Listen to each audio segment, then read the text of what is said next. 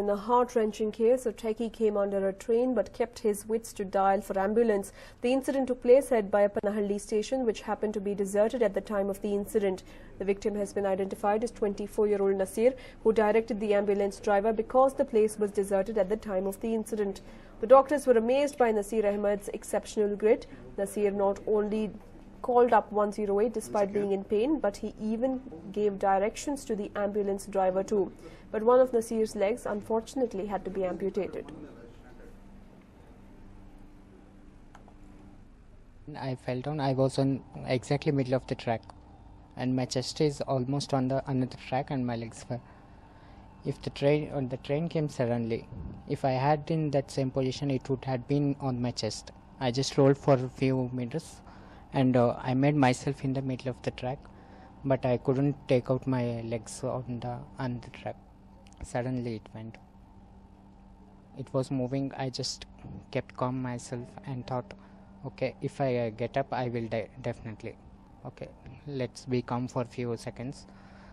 The train went, and I got up, and I seen my legs. It was totally crushed up, and I relaxed first. I didn't took tension. I didn't got any tensed. I just kept relaxed, and I asked for help around the people. There were no common people were traveling, but no one helped me, and I just thought for a while. 15 minutes I wasted in asking help itself for others. Then again I relaxed and thought, why should I ask someone? I can give a call. I having a mobile, and then I gave a call for ambulance, and I gave address. Then they picked up me. Feeling like hell, I thought I could die there itself. But for a while I thought, okay, last time I should see my parents once. That's the only reason I called for ambulance. Else I would have give up there itself. Well, the doctors treating young Nasir were also amazed when he was brought into the hospital in a conscious state with both his legs crushed. Let's listen to what they had to say. His blood pressure was very low because of the excessive bleeding, and though he was conscious, he was able to take a decision. He wanted the legs to be saved at any cost, and we said we will give a trial.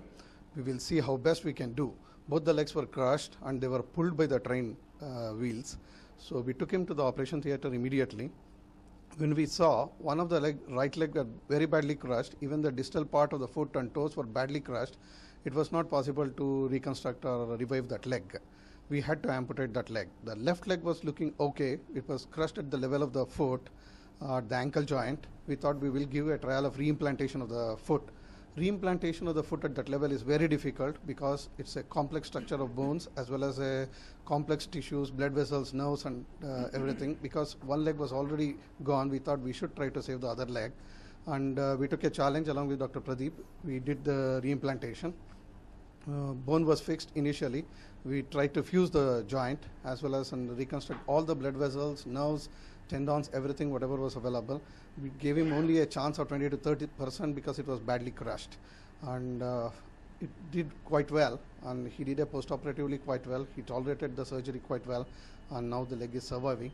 So hoping that he will be able to ambulatory at the earliest. Well, that now we have saved one part of the leg of the left leg. Now we have to look forward. See, the thing is, the right leg is partially amputated. We could fit a very good prosthesis to the right side at the earliest, and at least make him get up and walk on independently. And the left leg, we are pretty sure that with a certain amount of minimal surgeries, we could be able to make him walk, putting full weight on the left leg, so that he can lead a normal life.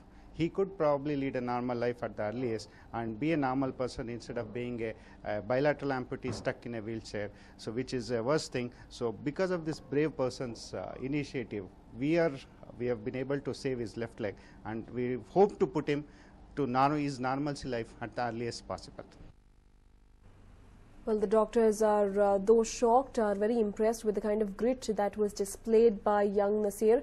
When we spoke to an expert earlier today, she went on to state how when a human body is made to undergo severe pain, there can be some hormones released that can blind the body from the pain temporarily so that you can act in a sane manner, but this happens to very, very few people, as more often than not the victim collapses or falls unconscious because of the intensity of the excruciating pain. Well, two women who have become a menace to jewel shop owners have finally been arrested. The accused have been identified as 30-year-old Leela and 26-year-old Rupa.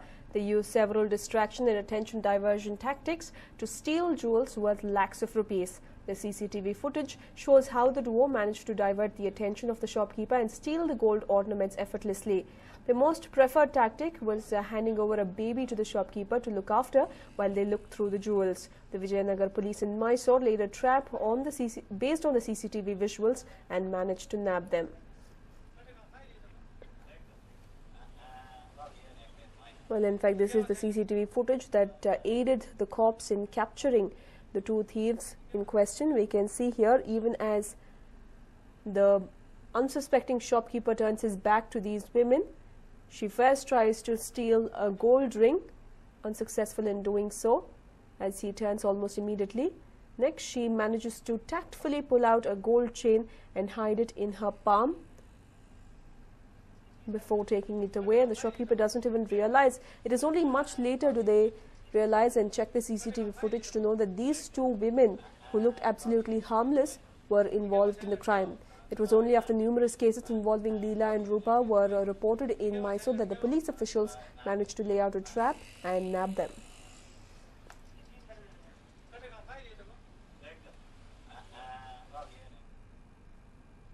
And well, here is another breather for the accused in the Bengaluru twin blast case. The Supreme Court that heard the bail extension plea of Abdul Nasir Madani today extended it by another month. Earlier, the Supreme Court had granted 1 month bail on health grounds to 2008 Bengaluru serial bomb blast prime accused on the 11th of July. But then Madani sought a bail extension and the case was adjourned. Karnataka government had filed an affidavit in the Supreme Court opposing the bail plea. The government claimed that Madani could influence witnesses if he stayed out of jail, but despite the objections filed by the state government, the Supreme Court has gone on to grant bail to Abdul Nasir Madani. Initially, Madani was granted bail on the grounds that he was ill and required medical treatment for severe diabetes as well as a visually impairing disease. Also, the court had gone on to note that for almost 4 years, the under-trial prisoner had been behind bars. However, there are some strict conditions attached to Abdul Nasir Madani's bail. He should constantly report to the police, and if the police finds that he is tampering with evidence and witnesses, then they can immediately take him back into custody.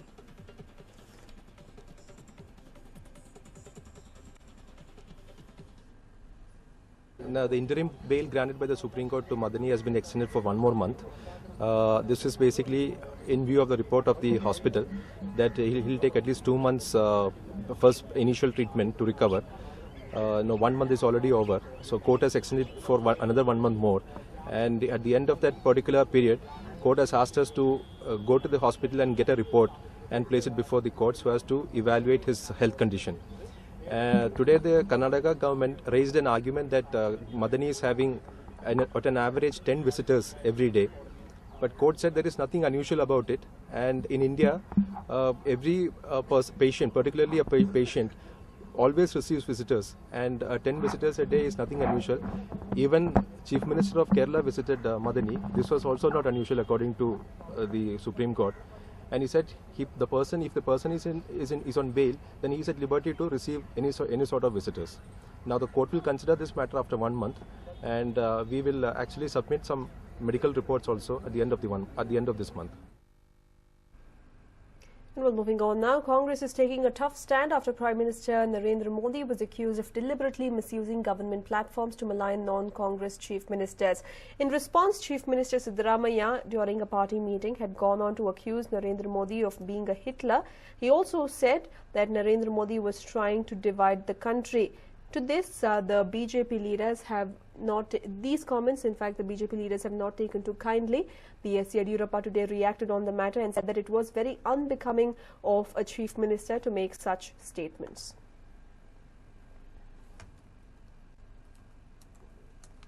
ನಮ್ಮ ರಾಜ್ಯಕ್ಕೆ ಬರಬೇಕಾದ ಪಾಲು ಸವಲತ್ತುಗಳ ಬಗ್ಗೆ ಯೋಚನೆ ಮಾಡಬೇಕು. ಇವತ್ತು ಈ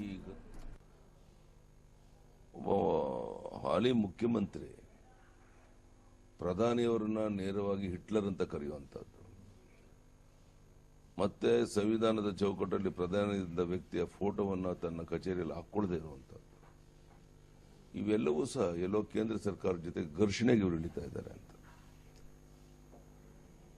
ಇದುವರೆಗೆ ಸ್ವತಂತ್ರ ಭಾರತದ ಇತಿಹಾಸದಲ್ಲಿ ಈ ರೀತಿ ಯಾವ ಕಾಲದಲ್ಲಿ ಯಾರು ನಡ್ಕೊಂಡಿರಲಿಲ್ಲ. ಮುಖ್ಯಮಂತ್ರಿಗಳು ಇನ್ನಾದರೂ ಅವ್ರ ನಡವಳಿಕೆಯಲ್ಲಿ ಸುಧಾರಣೆ ಮಾಡಿಕೊಂಡು ನಮ್ಮ ರಾಜ್ಯಕ್ಕೆ ಬರಬೇಕಾದ ಪಾಲು ಸವಲತ್ತುಗಳ ಬಗ್ಗೆ ಯೋಚನೆ ಮಾಡಬೇಕೆ ಹೊರತು ಈ ಘರ್ಷಣೆಯ ರಾಜಕಾರಣ, ಈ ರೀತಿಯ ಶಬ್ದಗಳನ್ನು ಪ್ರಧಾನಿಯವರು ಉಪಯೋಗಿಸುವಂತಹದ್ದು, ಪ್ರಧಾನಿಯವರು ಹಿಟ್ಲರ್ ಆದ ಏನಂತ ಕರೀಬೇಕು? ಜನ ಉತ್ತರ ಕೊಟ್ಟಿದ್ದಾರೆ, ಕೊಡ್ತಾರೆ. ಮನುಷ್ಯ ಸಿದ್ದರಾಮಯ್ಯವ್ರಿಗೆ ಒಂದು ರೀತಿ ತನ್ನ ಕಾಲ ಮೇಲೆ ತಾನಿಲ್ಲ ಆಗ್ತಾ ಇಲ್ಲ ಅನ್ನೋಂಥ ಕುಸಿಯುವಂತ ಒಂದು ಪರಿಸ್ಥಿತಿ, ಒಳಜಗಳ, ಗೊಂದಲ, ಇದರಿಂದ ಏನೋ ಪ್ರಧಾನಿ ಬಗ್ಗೆ ಮಾತನಾಡಿದ್ರೆ ನನ್ನೇನೋ ಗೌರವ ಜಾಸ್ತಿ ಆಗುತ್ತೆ, ಪ್ರತಿಷ್ಠೆ ಜಾಸ್ತಿ ಆಗುತ್ತೆ ಅನ್ನೋ ಭ್ರಮೆನಲ್ಲಿದ್ದಾರೆ. ಒಬ್ಬ ಮುಖ್ಯಮಂತ್ರಿಗೆ ಆ ರೀತಿ ನಡ್ಕೊಳ್ಬಾರ್ದು. ಯಾಕೆಂದ್ರೆ ಪ್ರಧಾನಿ ನರೇಂದ್ರ ಮೋದಿ ಅವರು ಯಾರ ಬಗ್ಗೆನೂ ಒಂದು ಹಗುರವಾದ ಮಾತನ್ನು ಇದುವರೆಗೂ ಆಡಿಲ್ಲ ಕಳೆದ 3 ತಿಂಗಳಲ್ಲಿ. ನೀವು ಯಾಕೆ ಈ ಥರ ಮಾತನಾಡ್ತಾ ಇದ್ದೀರಾ ಅಂತ ಅವ್ರಿಗೆ ಅವರೇ ಪ್ರಶ್ನೆ ಆಗ್ಬೋದು. And well, all of us have used an auto rickshaw at some point in time or the other, but have not been able to decide if the fare we are charged is correct or not. Fret not, help is on its way. How does one decide if the fare you are paying in auto rickshaw is correct or not? If the route taken by the auto rickshaw is the shortest or the longest? These are a few things one can never find answers to. If you thought that, then a person by name Shashidhar from Namma City is set to change that notion.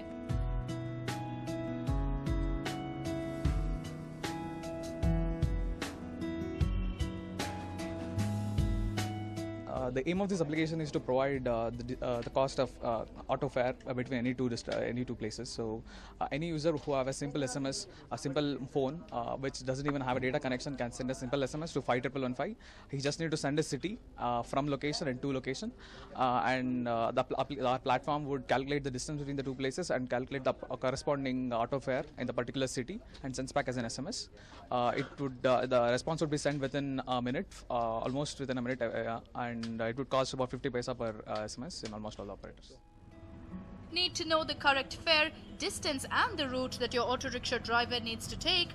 All you have to do is message the origin and the destination in a particular format to 51115, and bravo, you will have all the details. The app developers claim that the details given are 95% accurate. The cops who studied the app are happy with the accuracy. They too have endorsed the app. This will help the auto rickshaw commuters. They will have the information, and we feel that with this information, they will not be, cannot be fooled by the auto rickshaw drivers in demanding excess fare or refusing to come or taking a different route. So we feel that this app has great potential for the commuters of Bangalore city, and if made popular, it will be very helpful for the citizen. Every one of us might have faced difficult situations using the auto rickshaw, but this app will make the ride smoother and easier. Maltesh for News9, Bengaluru.